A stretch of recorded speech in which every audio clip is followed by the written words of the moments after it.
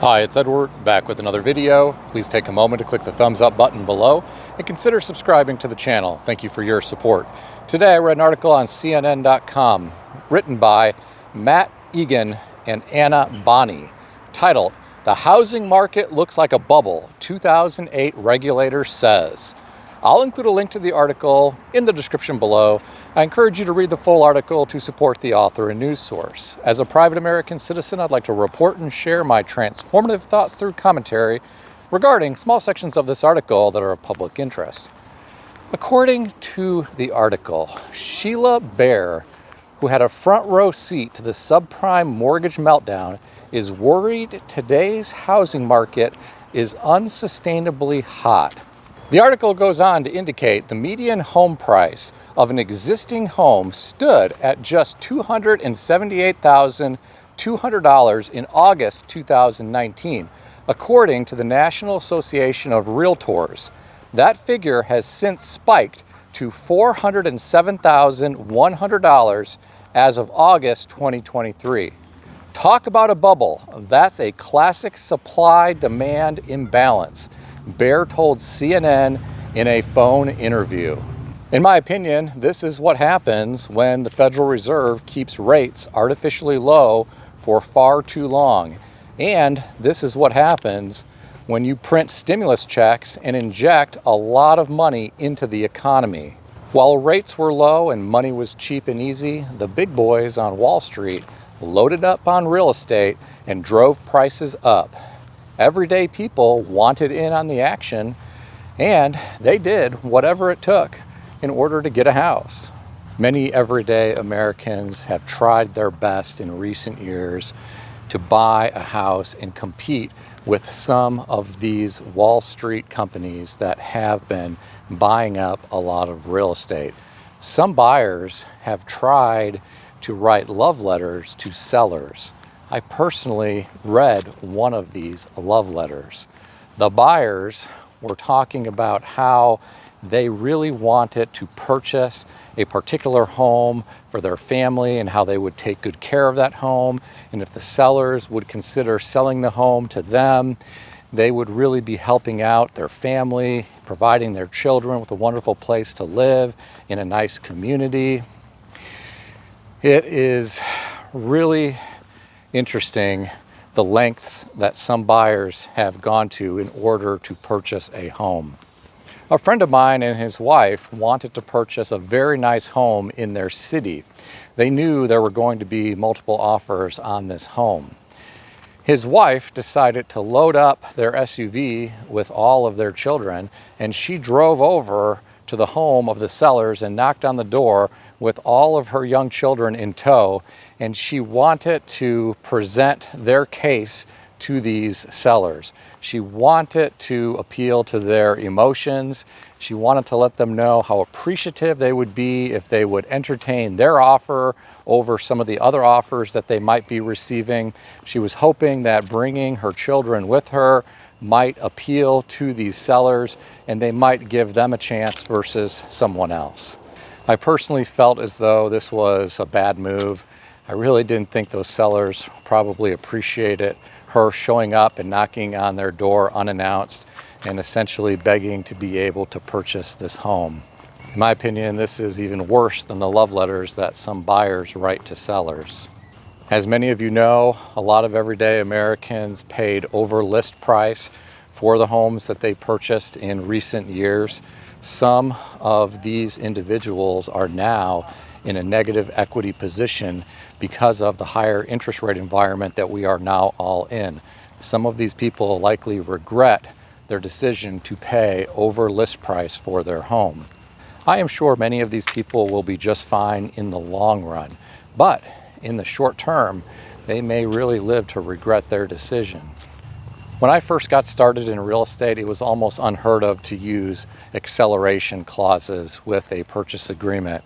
In recent years, acceleration clauses became very popular. An acceleration clause can allow a buyer and buyer's agent to sometimes get the upper hand when there are multiple offers on a particular property. I listed a home in a nice area and there were multiple offers, and the individual who ended up purchasing the home used an acceleration clause. I told this lady and her buyer's agent at the closing table that he was very smart for encouraging her to use an acceleration clause. Another crazy thing that I have seen in recent years is buyers dumping their buyer's agent. What the buyers do is approach the list agent and propose to the list agent that they become a client of his or hers. This way, the list agent is more interested in potentially taking these people's offer because the list agent will receive the commission on the buy side as well as on the sell side. This is a very shady tactic. Some buyer's agents spend days or weeks or months driving around clients, showing them lots of properties, spending lots of gas money and time, and then at the last minute, when the buyers identify a property that they like, they dump their buyer's agent and jump ship over to the list agent. Many buyer's agents don't make their clients sign a buyer agency agreement, and so some buyers may be able to get away with this, and unfortunately the list agent ends up getting a commission from the buy side and the sell side. Some buyer's agents who end up getting cut out of the deal could potentially argue that they were the procuring cause for a particular property, but this might have to go to some type of mediation. There are a lot of shady things that sometimes happen behind the scenes in real estate. Getting back to the article that I referenced today, Bear, who served as a federal regulator when the mid-2000s housing bubble popped, nearly taking down the entire financial system, said home prices today are bubbly following years of rock-bottom mortgage rates. I couldn't agree more that prices are bubbly. This doesn't mean that a bubble is going to pop. The housing market is too darn big. The housing market doesn't move as fast as the stock market.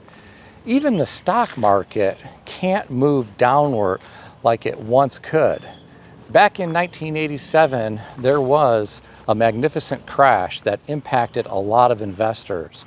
Since then, we have seen the implementation of circuit breakers. These circuit breakers create a limit down scenario which halts trading for a period of time so that stocks cannot completely free fall. This article goes on to indicate, although Bear said home prices need to correct downward, she's not confident that will happen anytime soon because there's still a shortage of homes on the market, and she doesn't expect the bubble to violently burst. I agree that we won't see a possible housing market bubble just burst. It's like the Titanic. The ship takes a long time to turn to avoid the iceberg.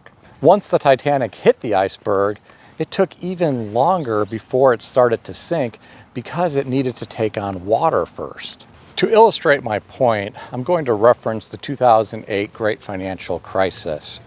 During that era, some homes got foreclosed on in 2008, but they did not hit the real estate market as a bank-owned property until 2010 or even 2011. It took a long time for all of that junk paper to work through the system. Many of these homes fell into serious disrepair. I remember touring multiple properties that had finished basements completely covered in mold. Some of these listing agents wouldn't allow me to tour those properties until I signed a release. During this era, a lot of these foreclosed homes were vacant and without power.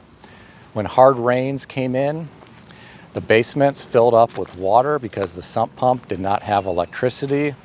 All of that moisture resulted in mold growing in these basements.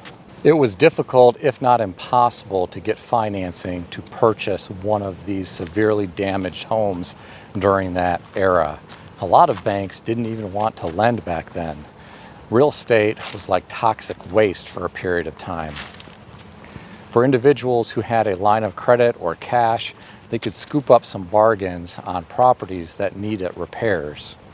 This article goes on to indicate, unlike in the mid-2000s, homeowners today have built up a significant cushion of equity. That means they shouldn't find themselves in a situation like during the subprime meltdown where many owed more than their homes were worth. Even if home prices adjust a bit, people should not be underwater, said Bear. I think this is an interesting take on the situation. I think a lot will depend on the stock market. If we see big declines in the stock market, some companies could start to lay off human capital in order to remain viable. If we start to see a lot of companies across the board begin to lay off human capital, some of these people may have a difficult time finding another job in their respective field. Unfortunately, many everyday Americans do not have an emergency fund to rely on in the event they find themselves unemployed. Some individuals may have a very difficult time making their mortgage payments without an emergency fund. Some individuals may have home equity, but it's difficult to tap that home equity if you are unemployed. Some banks aren't going to want to refinance when that bank knows full well that you don't have a job. Some of these individuals who have home equity may be able to sell their property, but that takes time. Homes are not flying off the shelf like they once were. Someone may need to have their property on the market for several months before they find a buyer. Once they get an offer for their home, closing normally takes 30 to 45 days. Some individuals may have a small amount of equity in their home right now, but is it enough to cover a 6 or 7% real estate commission, closing costs, and any repairs that the buyers want made to the property prior to closing? Have any of you ever seen the movie Fun with Dick and Jane? This movie stars Jim Carrey. It's a comedy, but it's also very interesting. In that movie, a fictitious company called Globodyne goes bankrupt.